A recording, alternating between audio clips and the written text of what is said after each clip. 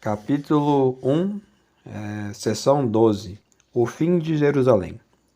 Enquanto a nova fé se prepara para espalhar pelo mundo uma luz incomparável, na Palestina tem-se a impressão de que o seu desenvolvimento está paralisado. A partir dos anos 50, já não se vê na Terra Santa a animação entusiástica dos primeiros tempos. As comunidades primitivas agora parecem vegetar na sombra, e mesmo a de Jerusalém já não brilha com um fulgor tão vivo. O orgulho judaico teria sido um obstáculo intransponível? Neste período, vemos-o tornar-se ainda mais duro e exaltar-se até a paixão. Predominam pouco a pouco em Israel as tendências extremistas, especialmente as dos zelotes, fariseus ferrenhos, dos quais Flávio Josefo diz que tinham um amor fanático pela liberdade e não reconheciam outro senhor senão Deus.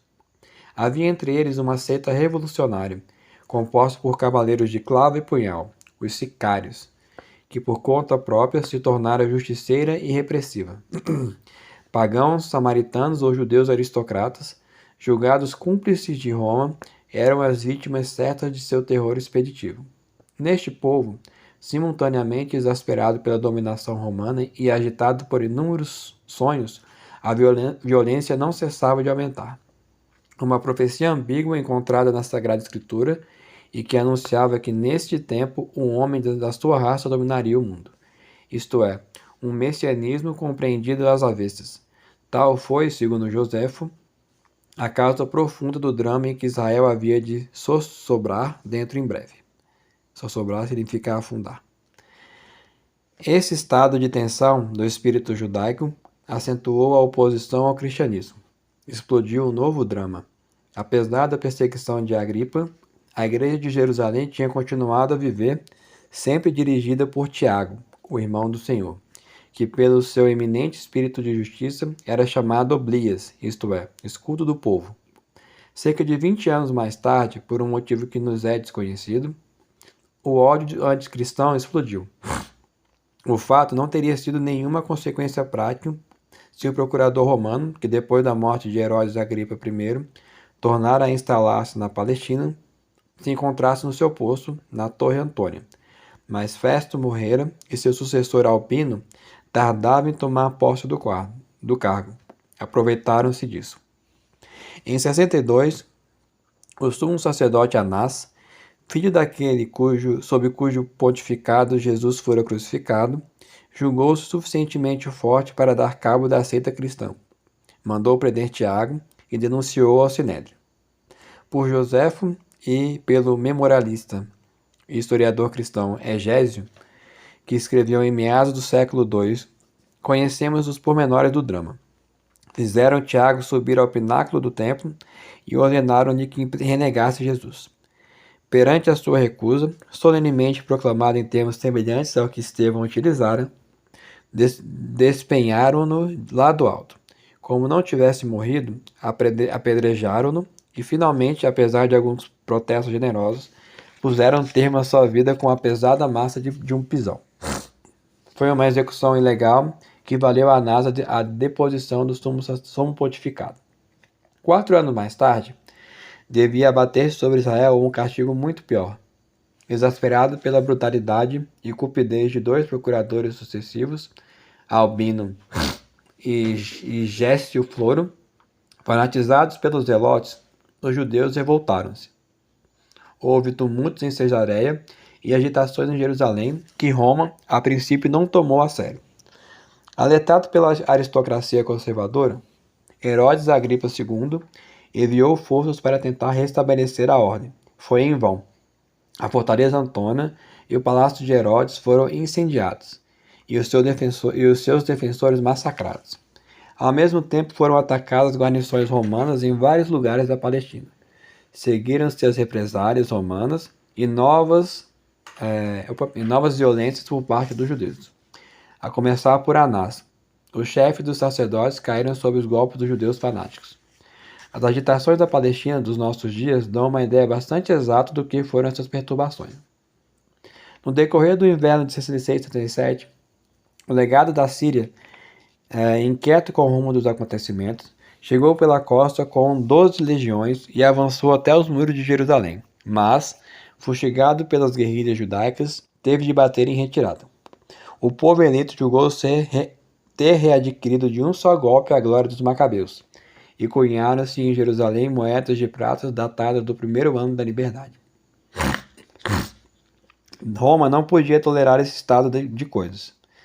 Na primavera de 67, Nero mandou para lá Vespasiano, exímio general, que devastou as planícies da Galiléia com 60 mil homens.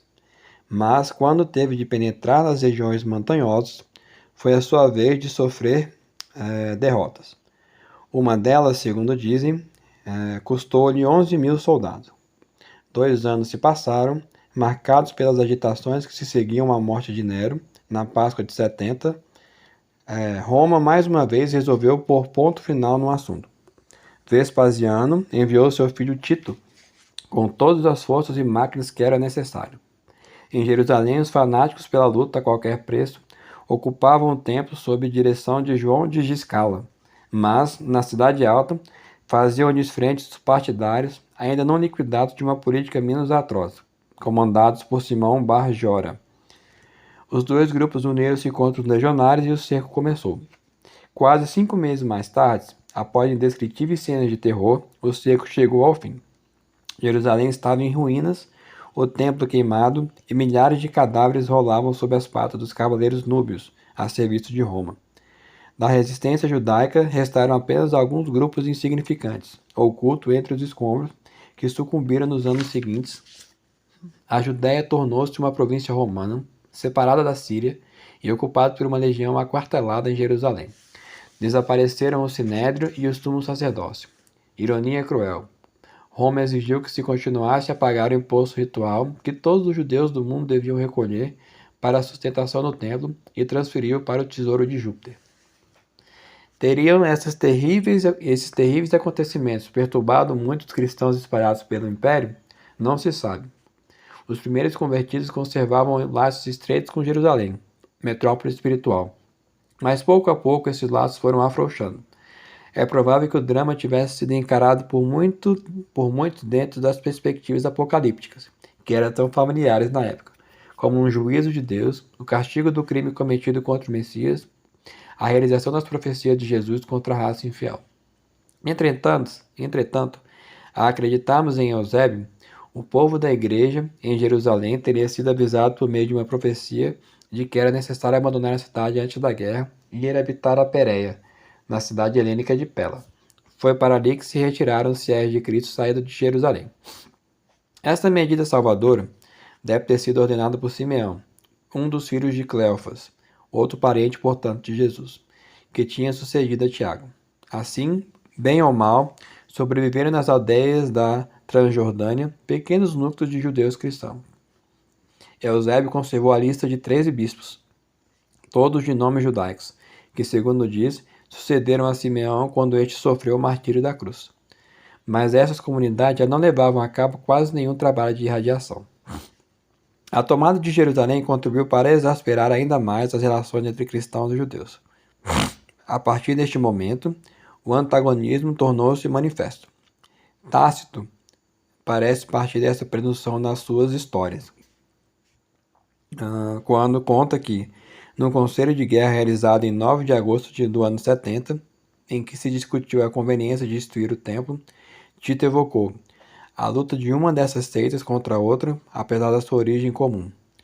Foi então que, começando a compilar as tradições que serviriam de base para a posterior redação do Talmud, os judeus deram vazão ao seu ódio contra os novos fiéis, apóstatas e traidores.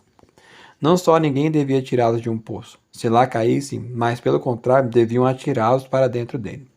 E foi ainda a respeito deles que o Rabi Gamaliel, o segundo desse nome, e Samuel, o pequeno, introduziram por volta do ano 70 o versículo que ainda hoje se pode ler na célebre oração do Shemoneh Esrei: pereçam no instante o Nazareno e o Minim, isto é, os cristãos.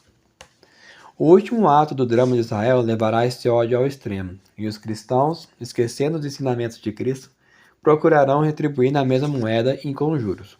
Quando, no princípio do século II, Adriano, imperador artista e grande construtor, resolve reedificar Jerusalém, até então uma simples guarnição com o nome de Aélia Capitolina, levantará uma cidade pagã.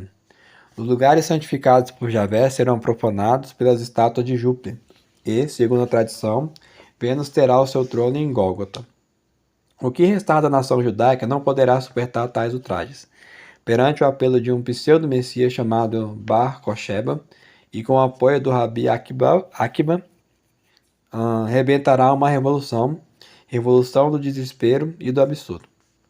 Durante 3 anos reinará o terror, não somente contra Roma, mas também, segundo narra Justino, contra os cristãos que sofrerão o último suplício se recusarem a negar e a insultar Jesus Cristo.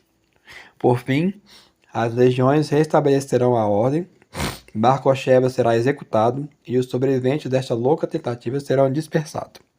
Sob pena de morte, não será permitido aos judeus aproximarem-se de Jerusalém, a não ser uma vez a cada 4 anos, a fim de lá poderem chorar, como os vemos fazer ainda hoje ao longo das célebres muralhas. Algum tempo depois, entre os elementos greco-romanos instalados na Aélia Capitolina e na Palestina, aparecerá uma comunidade nova, que sob a direção de bispos com nomes helênicos, fará germinar de novo a cruz no lugar onde fora levantada.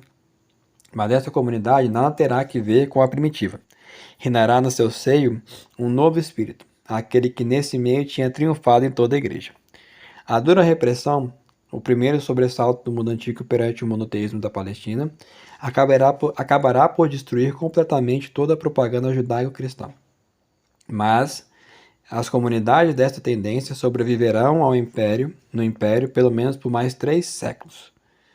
Pormenores curiosos. Na comunidade judaico-cristã da Palestina, encontram-se vestígios persistentes dos parentes de Jesus. No episcopado de Simeão, o imperador Domiciano mandou buscar os descendentes de Davi e viu comparecerem à sua presença 2 netos do apóstolo Judas, da raça do Senhor. Segundo Egésipo, como eram inofensivos camponeses, mandou-os embora. Estes homens viveram na alguma comunidade cristã até o tempo de Trajano. No século III, Júlio, o africano, tornará a encontrar outros descendentes da família do Senhor. Santo Inácio de Antioquia porá em guarda os verdadeiros fiéis contra os observantes das práticas judaicas. Seguir ainda hoje os princípios do judaísmo é o mesmo que confessar que não se recebeu a graça. Rejeitai o mau fermento, o fermento velho e azedo. E o autor da carta de Barnabé, indo ainda mais longe e adotando uma posição que, desde os padres até o Claudel, será muitas vezes a de inúmeros cristãos, sustentará que os únicos herdeiros da missão de Israel são os fiéis da nova lei e que os judeus perderam o testamento que Moisés havia feito a seu favor. Isoladas, debruçadas sobre si mesmas e privadas das águas vivas do grande rio cristão, muitas dessas comunidades se deixarão contaminar e irão beber em fontes impuras. Aparecerão tendências suspeitas desde a época de Simeão, e dentro em breve será por meio da história das heresias que se chegará a esses charcos nascidos daquilo que tinha sido uma corrente tão pura. Haverá entre essas tendências os ebionitas, uma espécie de puritanos ferozes que negarão a divindade de Cristo em seu nascimento virginal e, sobretudo, afirmarão que Jesus não foi justificado, a não ser porque aplicou estritamente a Torá. Haverá os mandeus, possivelmente um ramo saído das seitas essênias, dos quais subsistem uns poucos grupos do Baixo Tigre, e nos quais alguns autores têm pretendido ver os descendentes de João Batista. Embora o seu livro sagrado, o Rechter Ginza, muito posterior, nos esclareça mal sobre as suas doutrinas originais.